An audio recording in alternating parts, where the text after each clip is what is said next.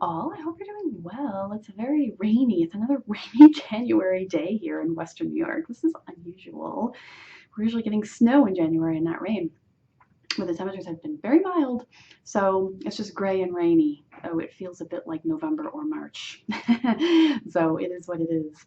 But this morning, as is what I'm usually doing when I'm commuting into work, I'm thinking as I'm driving about what I'm going to do that day. So today I knew that I wanted to try and record this tea time for the week. And I was thinking about what I wanted to write about. And I always, or talk about, I guess. And I always like it to be very spontaneous, whatever is on my mind and heart that morning. And I wasn't coming up with a lot of inspiring ideas. And the only thing that was really on my mind was that when I'm recording this, it's a Thursday. You'll probably be seeing this on a Friday or a weekend, over the weekend. And this is the weekend prior to the spring semester starting here at the university that I work at. It starts very late because there's a winter term. So the spring semester starts very late in January now. So I've been off for a while in terms of teaching. I took vacation time over the holidays, which was brilliant. And besides that, we've just been having, the time to breathe and be in our offices and do other things. It hasn't really been as fun as I would have hoped. I was hoping to get other projects done unrelated to teaching. That has not happened, but I'm just trying to see it in as positive a light as I can. But what we've been doing really is lots of planning for the spring semester because we totally changed everything, and I have very mixed emotions about that, but I'm not going to get into any of that. It was a time-consuming thing. We had to do lots of lesson planning, lots of new documents needed to be done, lots of content creation in the course management system, and other things of that nature. So that's what's been happening since early December. So it's been certainly a welcome reprieve from being in the classroom after the intense teaching semester that we had in the fall, where we were all teaching well over 10 classes. Well over. So now the spring is approaching, and the topic that I was thinking about, circling back finally, is that what was on my mind this morning is that I'm dreading it. And so I thought it's not exactly an uplifter, but that's what's on my mind and heart this morning is dealing with dread and how do we, but in keeping with our Live Today Well theme, the book club that we're doing on the blog right now for winter ordinary time and then Lent, a more positive outlook. St. Francis de Sales, Salesian spirituality. I think that's how you would pronounce that. St. Francis de Sales order. So his brand of spirituality, putting a positive spin on your everyday tasks and how holiness is possible in the everyday life for lay people. Back in hundreds of years ago when St. Francis de Sales was here, it was certainly more popular for people of learned spiritual and scholastic endeavors to write about holiness and spirituality for religious. And so he was different in that he really chose to focus his ministry on regular people in other vocations. So the married life, the single life, without being a member of a religious community. And I have been finding it very inspiring for my daily life here in our current times. So I've been, so I took this topic, dread. It's like not a lot positive there in that word, but I'm trying to see it in somewhat of a positive light because it is just a very normal and natural human emotion. I can't help it. I'll just say it, I had a bad experience this fall. I did not enjoy my job. And I actually, for the first time in my entire career as a librarian, I thought to myself, maybe I need to get another job. And it's more difficult to think about that at this stage of my life than it was when I was in my 20s and I wanted to make a change from practicing law to doing something else, which was ultimately going back to school. I got Master's of Library Science and then a library degree, position that I have always really liked. Now, I'm a little bit older, and which is not to say that I'm old, because I'm not. But my life is different now. I'm married. I have 2 children in Catholic school.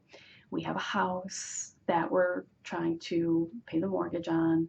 We have a car payment. I've got an ancient car because I don't want to replace it just yet because we're paying off another one that Mike uses. And so we're trying to be budget friendly and just have one car payment at a time.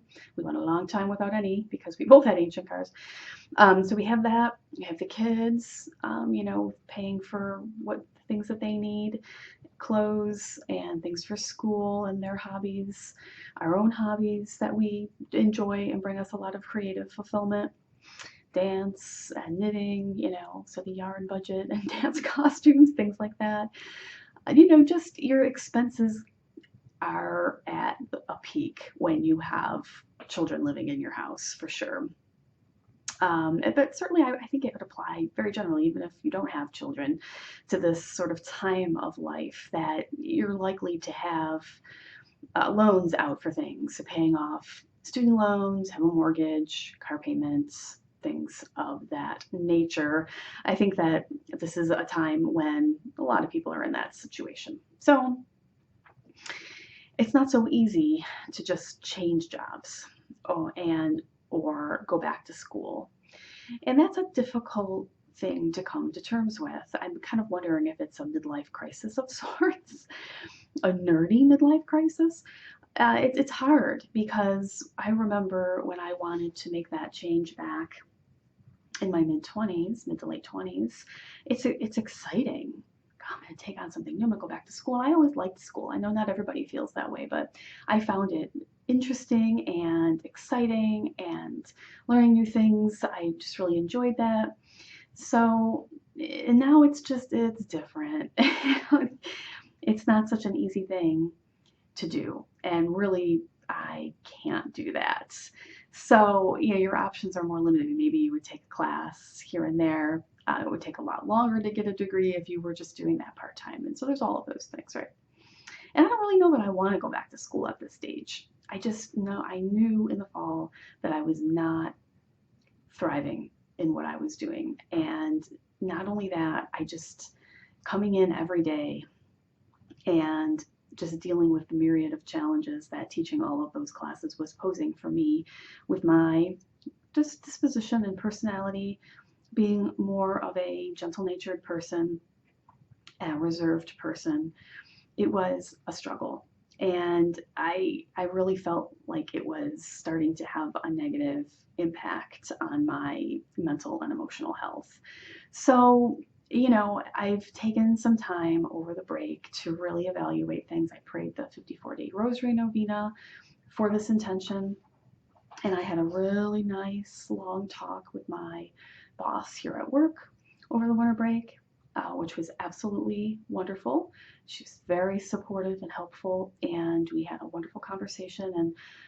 And we're talking about some plans for the future. And she agreed with me about some things that she thinks needs to change. So we're hoping that in the future, our load with regards to teaching is going to not only lessen but change, in that we would be teaching in a different way and we would be teaching more in more courses. It would be more interesting and intellectually stimulating because we wouldn't just be teaching 12 to 15 sections of the same class every week.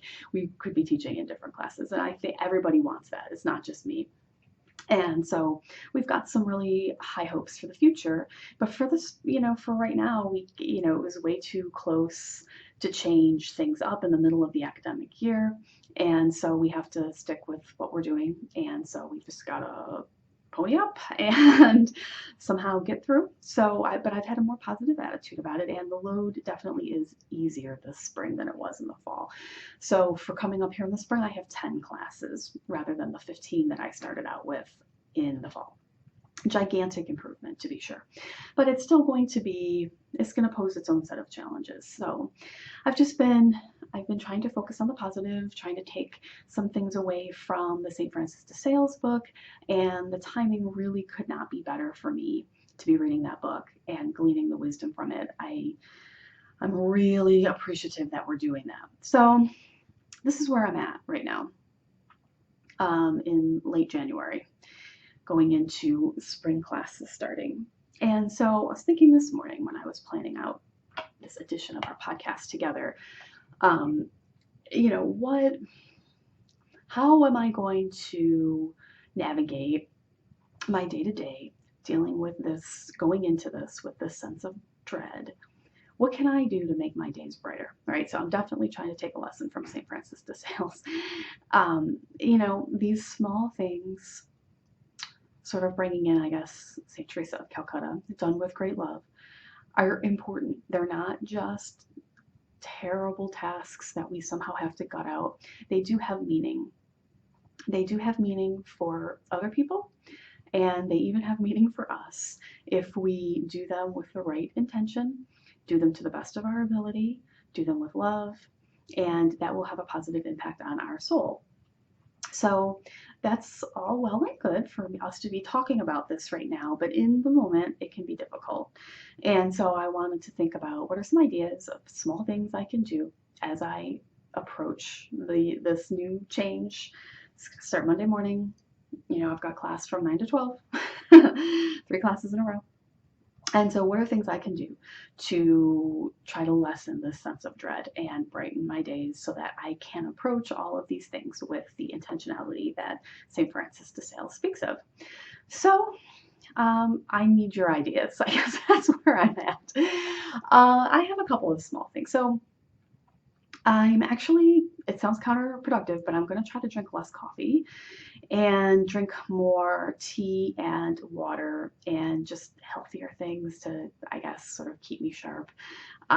Caffeine has never really had that awakening effect on me. I just really enjoy the warm beverage in the morning. I can drink coffee right before I go to bed and it won't affect my ability to sleep. So caffeine just doesn't affect me the way it affects other people.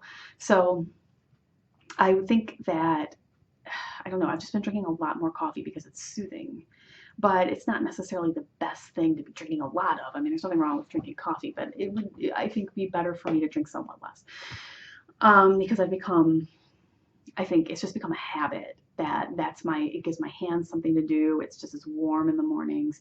So I'm just going to try to like change that up a little bit and see if that has any sort of physical effect, I guess, on my mental clarity and on my mood. And I bought an infusion water bottle. I'm really excited about this. A friend of mine on Facebook had a Pampered Chef party. We have a mutual friend who's a Pampered Chef consultant, a friend of SQPN, Stephanie Zimmer, and I'll put a link to her website in the show notes. So, and we had a lot of fun during the online party, and so I bought this infusion water bottle. As part of my party order, and I'm really excited about it. So, and I'll link specifically to the water bottle on Stephanie's website. So it's got a space. It's got, I don't know what you want to call this, but you know, a straw thing that goes in, but attached to the bottom of where it goes into the bottle itself, there's I don't know what we want to call this, but a piece that will allow you to put larger things in the bottom part of the bottle, like fruit and vegetables, cucumbers, kiwi, strawberries, whatever you want. And then it will flavor the water that goes above that plastic piece. So I'm like really excited about this. And I've been looking up recipes for infusion water bottles. There was a grapefruit rosemary one I saw. Strawberry kiwi is very popular. You do cucumbers. I saw one, actually multiple, that had fresh mint involved. So yeah, I'm very excited about that. And Samantha also has an infusion water bottle, my good friend Samantha. And so this is what I'm talking about. This is a small change that I'm going to try to make. And this water bottle, to me, I have these associations with physical things. So I see this water bottle, and well, it hasn't come yet, but this is just how I know myself. And so this is when it comes, this is what will happen. I already have this association. I'll see the bottle and I'll think of Stephanie, and I'll think of Jennifer, my friend who hosted the party, and I'll think of Samantha because she also has an infusion water bottle. And it just really helps me to think about my friends. And so in the moments when I'm teaching and I've got the bottle with me, I'll see the bottle and I'll remember that I'm not alone. So small thing, right? Just a small thing, but it gets me through. So things like that. Another very important thing, if I'm being 100% honest, is my phone. Because I'm over, and when I'm teaching, I'm going to be at another building or the library. So I won't be in my office for large stretches of the day. When I have my phone, I have my connection to my friends on social media and via text. And texts during the day from Christina, from Samantha, and Allison, they get me through, no doubt about it. So I see that little icon come up on my phone that I have a new text message, and even though I'm not going to read it in the middle of class, it's like, oh, that's going to be Christina or Samantha or Allison. And it just makes me feel so much better to know it's like they're there with me, you know? And so there's things like that.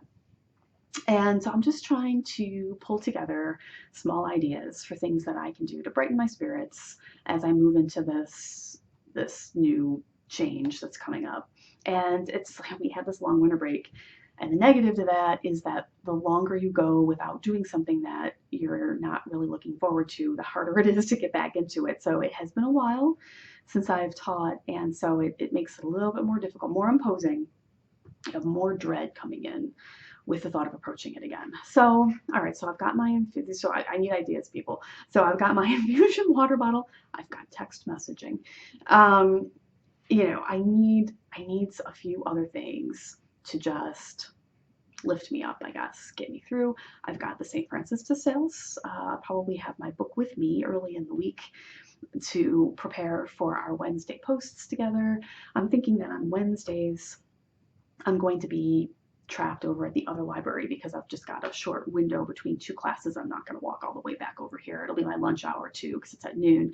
So I'm hoping to be able to use a laptop over there, and I can start my post over the lunch, and that'll remind me of all of you, and that's going to really help too. And the St. Francis de Sales book, of course, is invaluable right now.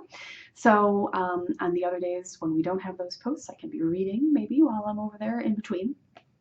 When I have, I've got 2 days where I have time between classes, longer stretches than 10 minutes, than just the general 10-minute change class portion that is. And so that'll help me to get through too.